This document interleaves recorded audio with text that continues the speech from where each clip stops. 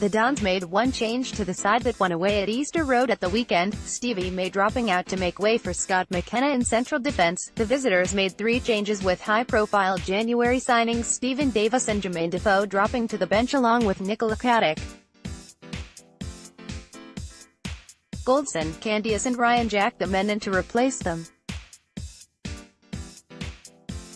Meeting for the fourth time this season, both teams came into the game full of confidence, and with just 2 points separating the teams at kickoff, it was all set for a cracker. It was a nervy opening few moments for the Dons, and immediately they were on the back foot as the away side won an early corner which eventually came to nothing. Greg Stewart had the first half chance for the home side.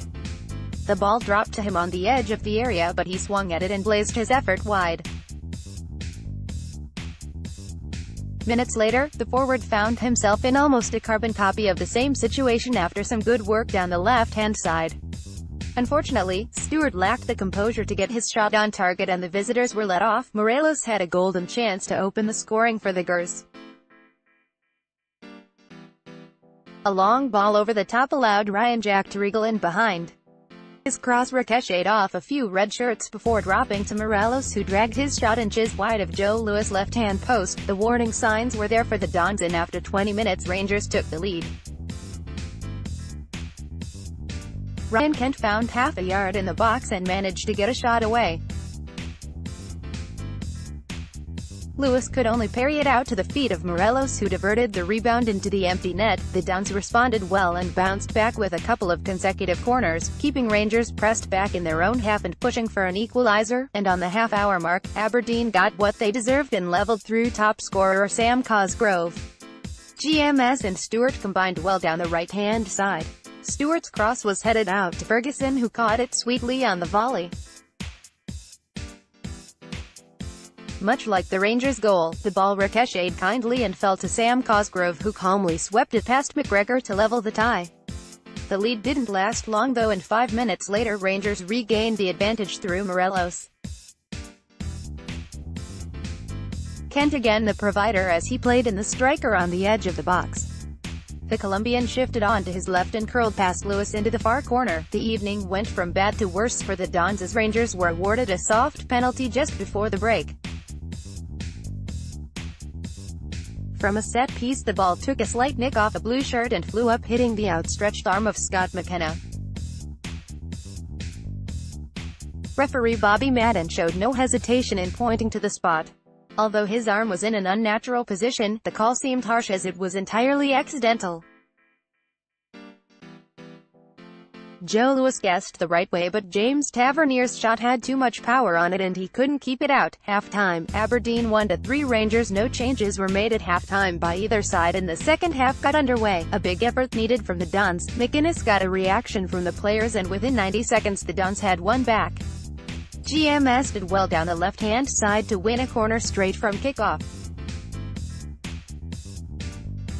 From the resulting set-piece, James Tavernier was penalized for pulling down Louis Ferguson in the penalty area and Madden pointed straight to the spot. Cosgrove made no mistake, his spot kick straight down the middle hitting McGregor's leg on the way past. Rangers nearly regained their 2-goal cushions straight from the restart. Morelos again found himself in through on goal after being played through by Tavernier. The forward had plenty of time, but Louis was out quickly to cut the angle and save well with his feet to deny the Colombian his hat trick. Both sides were forced to play out the remaining half-hour with 10 men after a coming together between McKenna and Morelos. The pair collided in the corner with arms and legs flying everywhere. Morelos ended up in a heap on the floor, and after a lengthy conversation between referee and linesman, the pair of them were given their marching orders. In the search for an equalizer, Derek McInnes made the tactical change, bringing on striker James Wilson for Shea Logan. His counterpart in the opposite dugout followed suit and brought on Defoe for Candeias. Candeias was booked for taking his time coming off before Arfield joined him after blatantly stopping a counterattack as the Dons looked to break. James Wilson was making an impact off the bench, cutting in from the left-hand side. The striker had a couple of shots at goal which unfortunately for the Dons lacked the power and finesse to trouble McGregor. Ferguson joined the growing list of players in Madden's book after catching McGregor in a 50-50. The Dons were pressing hard for an equalizer, enjoying the majority of possession, but Rangers were holding firm as the game entered the final 10 minutes. The final throw of the dice, McKenna on for Max Lowe. His first action was to deliver a whipped corner onto Stewart's head.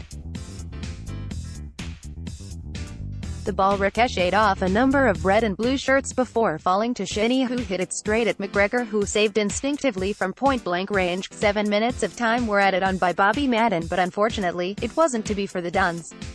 Aberdeen threw everything at Rangers in added time, but left themselves vulnerable at the back, with Rangers and Jermaine Defoe capitalising on this in the dying embers of the game, adding a fourth goal and rubbing salt in the wounds of Aberdeen. Next up for the Dons will be Queen of the South at Pittodrie in the Scottish Cup this Sunday.